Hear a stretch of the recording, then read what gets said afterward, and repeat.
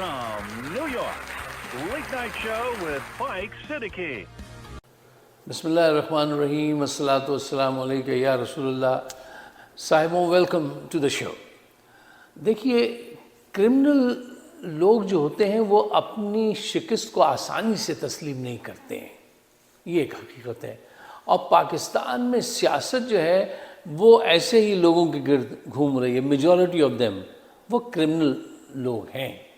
अच्छा, इनसे निमटने का वाहिद रास्ता जो होता है वो ये होता है कि इनसे सख्ती के साथ निपटा जाए, और अगर आपका फैसला काम ना कर रहा हो, सज़ा काम ना कर रही हो, तो डोज को और बढ़ाइए।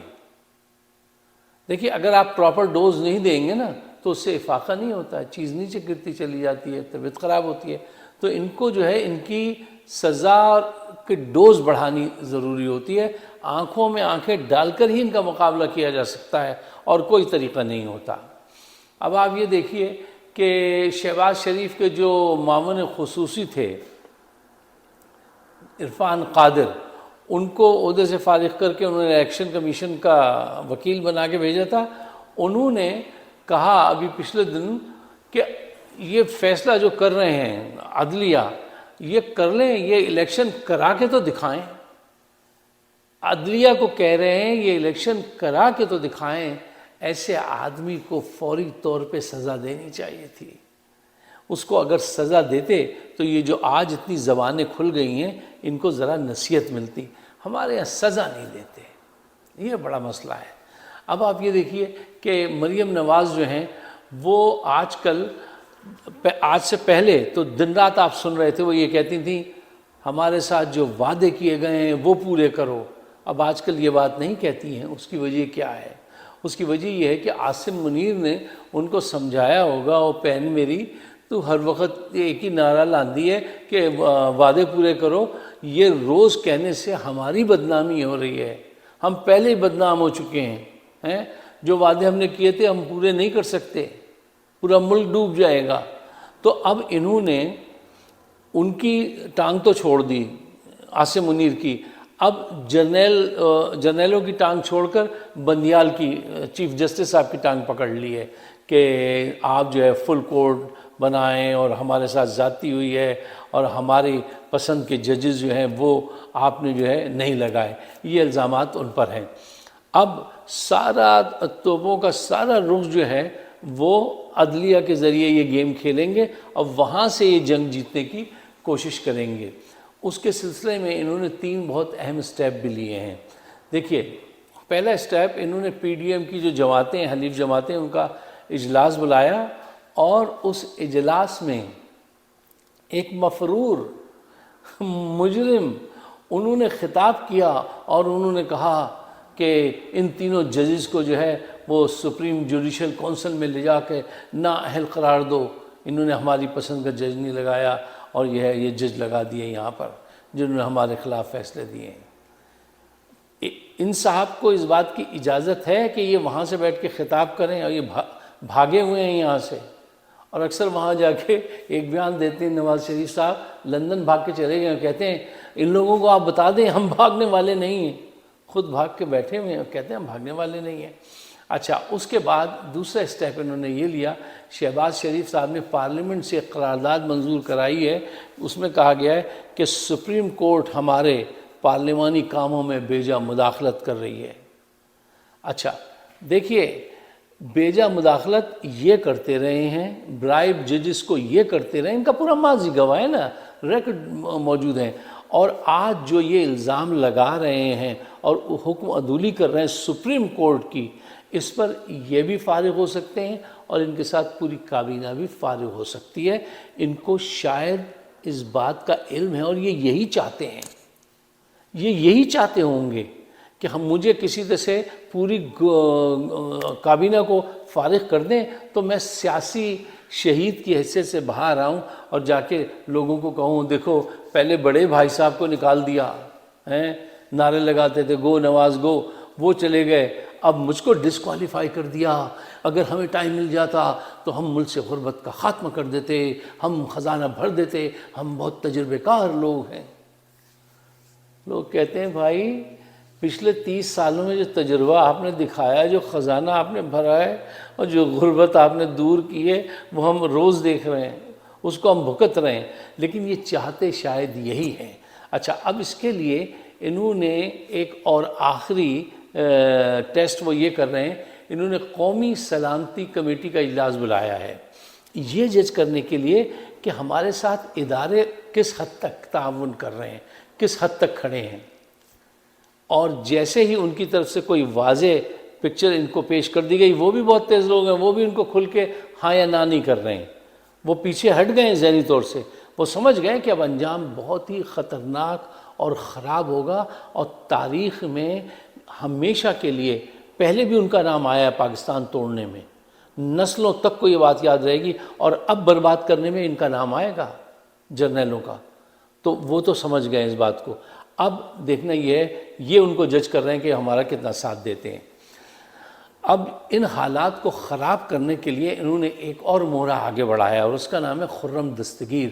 اس نے آ کے کہا کہ فل کورٹ بلایا جائے، ہمارے ساتھ زیادتی ہوئی ورنہ ہم یہ کر دیں گے، وہ کر دیں گے۔ بد زبان بدتمیز قسم کے لوگوں کو سامنے لایا جا رہا ہے۔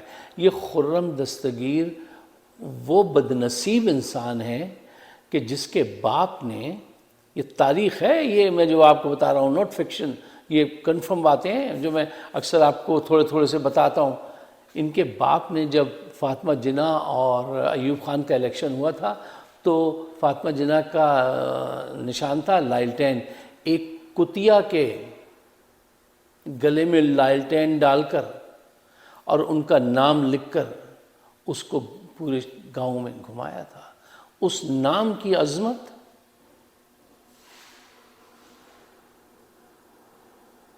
کے لیے اس آدمی کو کیا سزا ملنی چاہیے تھی؟ افسوس افسوس کہ اس کو کوئی سزا نہیں ملی۔ پاکستان توڑ دے تو کوئی سزا نہیں، اتنے بڑے مقدس نام کی توہین کر دے تو کوئی سزا نہیں۔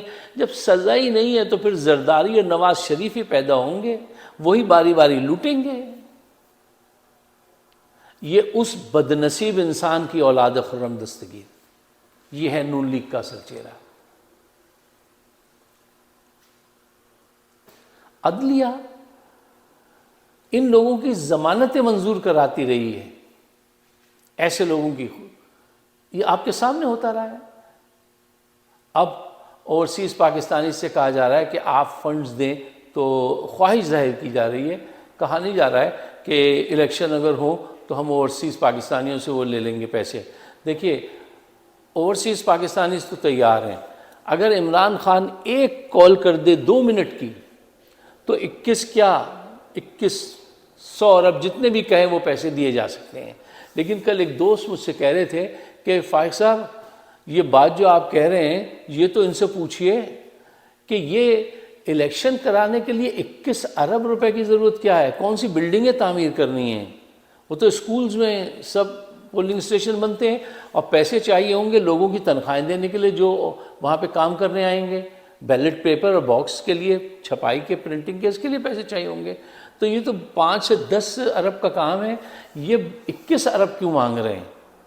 تو وہ کہنے گے ہم 21 ارب بھی دے دیں، لیکن یار کوئی اس کی جسٹیفیکیشن تو دیجئے، وہ تو سمجھائیے کہ یہ کس بات کے 21 ارب ہیں۔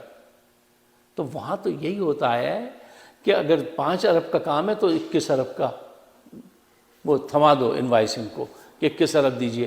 تو وہ کہتے ہیں کہ یار ہم نے کوئی حرام سے پیسے کمائے ہیں، ہم نے حلال سے پیسے کمائے ہیں، کوئی جسٹیفیکیشن تو ہو پیسہ دینے کی۔ اور یہ بالکل صحیح بات ہے کہ کوئی سینس نہیں بنتا کہ 21 ارب روپے کتنی تنخواہیں دینی ہے۔ سب سے مہنگی بات اس میں تنخواہ دینے کی ہوگی نا بھائی، بیلٹ پیپر اور یہ سب تو کوئی بڑی بات نہیں ہوتی اس کو پرنٹ کرانا۔ جو لوگ وہاں پہ ریٹرننگ آفیسر ہوتے ہیں، کام کرتے ہیں، ان کی تنخواہیں ہوں گی، شامیانے لگیں گے، بریانی بٹے گی، اس کے لیے پیسے لے لیجئے۔ بس عمران خان کہے گا ایک کال 1 منٹ کی بھی کر دے تو پیسے تو اوورسیز دیں گے، وہ کوئی مسئلہ نہیں ہے، لیکن کوئی حساب کتاب ہونا چاہیے۔ صاحبوں، پاکستان کو یہ اس موڑ پر لے آئے ہیں کہ جس میں شرمندگی بہت ہے، دکھ بہت ہے، تکلیف بہت ہے، روز ایک ہی بات کو روتے ہیں ہم۔ اب یہ ہو گیا، آپ صبح اٹھ کے دیکھو اب وہ ہو گیا، رات کو بھی میں کبھی کبھی اٹھ کے دیکھ لیتا ہوں کمپیوٹر پہ کہ کیا ہو رہا ہے، یار وہی چال بیڑھنگی چلے جا رہے ہیں. اس کا اب خاتمہ ہونا چاہیے، اور اس کی رسپانسبلٹی جو ہے وہ عاصم منیر صاحب کے سر ہے. وہ چاہے کتنا بھی گونگا بن کے بیٹھے رہیں، تاریخ لکھے گی کہ آپ کی موجودگی میں سب یہ کام ہو رہے ہیں. آپ اپنا کردار ادا کیجئے، ورنہ استعفیٰ دیجئے اور گھر جائیے. اس سے پہلے کہ نیچے سے کوئی کرنل صاحب اٹھیں، آپ چلے جائیں تو بہتر ہے. کیوں آپ کچھ کر نہیں پا رہے، کرنا نہیں چاہتے، کر نہیں پا رہے، آپ کے پیچھے کیا چل رہا ہے کسی کو کچھ پتہ نہیں. تو اس حالات میں آپ کو چاہیے کہ آپ قوم پر دیا کریں اور گھر کا راستہ لیں.